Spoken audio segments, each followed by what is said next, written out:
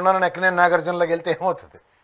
Okay okay సరే, Jaganmohan Reddy liquor కేసులో arrest అవ్వబోతున్నాడు, arrest అవుతున్నాడు అని చెప్పేసి పెద్ద ఎత్తున చర్చ జరుగుతుంది.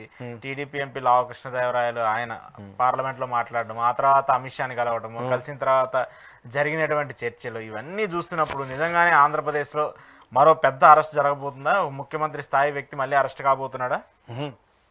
ఓహో ఓహో ఆశకైనా అద్దు ఉండాలి సార్. ఆశగా అద్దు కాదు, నిజంగా టీడీపీ ఆరోపణలు చేస్తుంది కదా. చేయమన్నాడు సార్, టీడీపీ ఆరోపిస్తుంది చిన్నప్పుడు మనం చదివాం సార్. 1,00,000 కోట్ల అవినీతి జరిగింది లిక్కర్ కేసులో. జగన్మోహన్ రెడ్డి దాంట్లో దాదాపు 30,000 కోట్ల 40,000 కోట్ల రూపాయలు సంపాదించుకున్నాడు. ఆ 40,000 కోట్లు కూడా విదేశాలకి పంపించేశారని చెప్పేసి పెద్ద ఎత్తున విమర్శలు చేస్తున్నారు. మొన్నటి దాకా నేలమాలికలు అన్నారు, అదే తాడిపల్లి పొలంలో గోతులు తవ్వి దాంట్లో వేసారన్నారు. అక్కడ వేసారా లేదంటే వేరే చోట పంపించారనేది వాళ్ళ ఆరోపణలు. అది మొన్నటి దాకా మీరు లావు కృష్ణదేవరాయలు లోపల ఉన్నారు కదా సార్, అటుపక్క ఉన్నారు కదా, వైసీపీలో ఉన్నాడు. మరి తాడిపల్లి భవనం దగ్గరే కదా మీది. ఏంటి ఇంతకీ ఏంటి ఆ కేసుకు అదే సంబంధించి? మరి దాని గురించి మీరు చాలా ప్రశ్నించగలరు. తెప్పల ఛానల్ సేపు ప్రశ్నిస్తే మేము సమాధానం చెప్పాలి కదా. చెప్పండి, మీరు సమాధానం చెప్పడం కోసం నేను ఎదురు చూస్తున్నా. మనకి చిన్నప్పుడు ఎకనామిక్స్ చదివితే తెలుస్తుంది సార్. మన వరకు చంద్రబాబు గారు బాగా చదివారు, ఆయనకి బాగా తెలుస్తుంది. డిమాండ్ సప్లై కదా, డిమాండ్ సప్లై ఎక్కువ ఉంటేనే రెవెన్యూ వస్తుంది కదా. ఇప్పుడు రాష్ట్రం మొత్తం మీద 4,380 షాపులుంటే 2,934 షాపులకు తగ్గించారు అంటే 33% తగ్గించినట్టే కదా. తగ్గిస్తే డబ్బులు ఎక్కువ వస్తాయి తక్కువ వస్తాయి? తక్కువ వస్తాయి. పాయింట్ 1.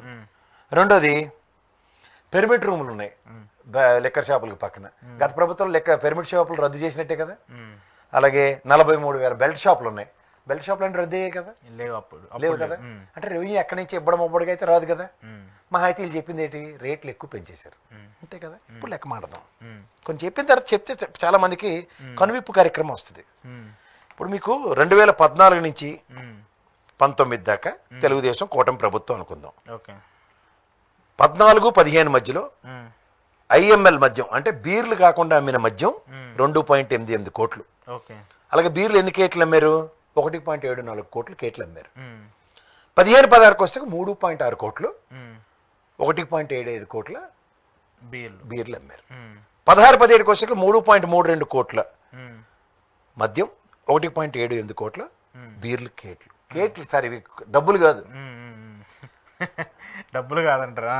17-18 3.50 కోట్లు, 2.27 కోట్ల బీర్లు.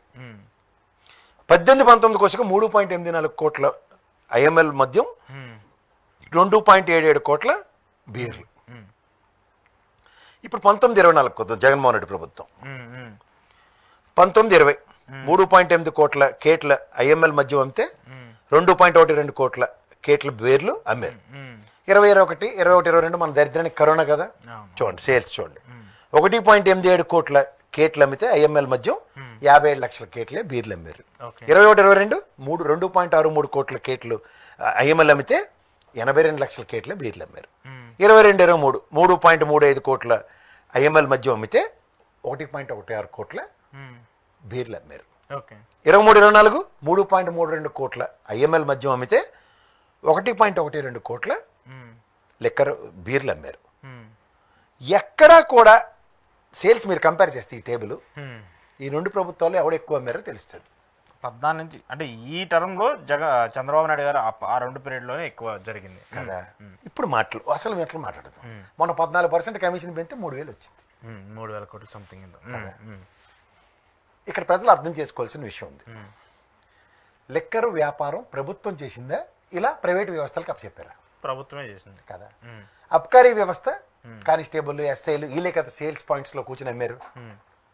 ఇక్కడ జరిగింది ఏంటంటే గత ప్రభుత్వం అంటే 14 నుంచి 19 దాకా జవహర్ గారు మినిస్టర్ ఉండేవారు.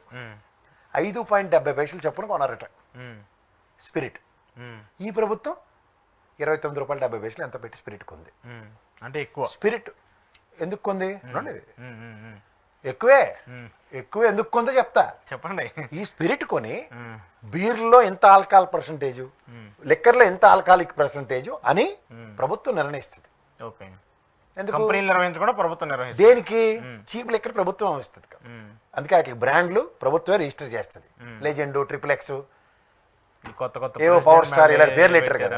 అలా ప్రతి ప్రభుత్వం రిజిస్టర్ చేస్తే బ్రాండ్లు చీప్ లిక్కర్లకి అంటిస్తాయి. ఇదంతా తెలుగుదేశం ఆయిల్లో రిజిస్టర్ చేసిన బ్రాండ్ల పేర్లే. ఇక్కడికి వద్దాం. నేను ఫస్ట్ చంద్రబాబు నాయుడు గారు ఏమనుకున్నాను తెలుసా, దేశంలో జిఎస్టీ పరిధిలో 95 అంశాలు ఉంటాయి. 5 అంశాలు నేను ఎప్పుడు చెప్తూ ఉంటా చూడండి. ఒకటి పెట్రోలియం ప్రొడక్ట్స్, రెండోది మున్సిపల్ ట్యాక్సెస్, మూడోది ఆర్టీఏ వ్యవస్థ, నాలుగోది స్టాంప్స్ అండ్ డ్యూటీస్, ఐదోది లిక్కర్. ఈ 5 ఆదాయ వనరులు పెంచుకోవచ్చు. మరి నిన్న కాక మొన్న అమరావతి తప్ప మిగిలినంత స్టాంప్స్ అండ్ రిజిస్ట్రేషన్ డ్యూటీలు పెంచారు కదా. అంటే ఆదాయ వనరు రాష్ట్ర ఖజానాకి ఎలా ఏర్పాటు చేసుకున్నారో ఈ ప్రభుత్వం కూడా అలాగే ఆదాయ వనరు లిక్కర్ త్రూగా సంపాదించడానికి ఏర్పాటు చేసుకుంది. ఓకే, జగన్మోహన్ రెడ్డి ప్రభుత్వం కదా. ఇప్పుడు మీరు అన్నట్టు అవకతవకల గురించి మాట్లాడతాం. 33% షాపులు తగ్గించి, నిజంగా నాకు మిఠాయి ఎక్కువ కావాలంటే ఏం చెప్పాలి? పెంచుకోవాలి. తగ్గించుకున్నాడు ఎవడని మిఠాయి సంపాదిస్తాడే? ఇక్కడ మనం లాజిక్ మాట్లాడదాం. అలా కేజ్రీవాల్ గారిని, సిసోడియా గారిని చిన్నపిల్లని చేసి బీజేపీ వాళ్ళు మడతెట్టేసినట్టు లెక్కర్ స్కామ్లో అమాయకురాలు మా కవితక్కని మడతెట్టేసినట్టు ఈయన్ని కూడా మడతెట్టేయచ్చు అని ఒక ఇల్యూజన్ ఉంది. ఆ టైంలో మాగుంట శ్రీనివాసరెడ్డి కొడుకుని మడతెట్టేశారు, విజయసాయిరెడ్డి అల్లుని మడతెట్టేశారు. తిక్కుతూ మీలుగుతూ మొత్తానికి వాళ్ళ టైం అయిపోయిన తర్వాత, పుణ్యకాలం గడిచిపోయిన తర్వాత బెయిల్ వచ్చి బయటకు వచ్చారు. ₹1 దొరికిందా? లేదు. ₹1 దొరికిందా? లేదు. 3 సార్లు గట్టి చెప్పండి ప్రజలు. లేదు సార్, డబ్బులు ₹1 దొరకకుండా ఇంతవరకు ₹1 కూడా దొరకలేదు. ఇంకా కేసు నడుస్తూనే ఉంది. ఇంకా సిసోడియా మీదే ఉన్నారు. ఇప్పుడు సార్ రైల్తో పాటు మామూలు కూడా వేసేయండి సార్, మాకు కూడా కడుపు మంట ఉంది సార్, తీసిపోద్ది. అది ఢిల్లీ లిక్కర్ కేసు కాదు, ఇది ఆంధ్రప్రదేశ్. మరి ఢిల్లీ లిక్కర్ కేసు ఇక్కడ మరతెట్టవలసిన వాళ్ళు మరతెట్టేశారు కదా. విజయసాయి అల్లుడిని, మాగుంట శ్రీనివాసరెడ్డి కొడుకుని, వీళ్ళందరూ మళ్ళీ సన్నిధానం ఎక్కడున్నారు? బీజేపీ కూటమి సన్నిధానంలో ఉండేసరికల్లా అతి పవిత్రులు లేపారా. ఇప్పుడు అసలు విషయం మాడదాం.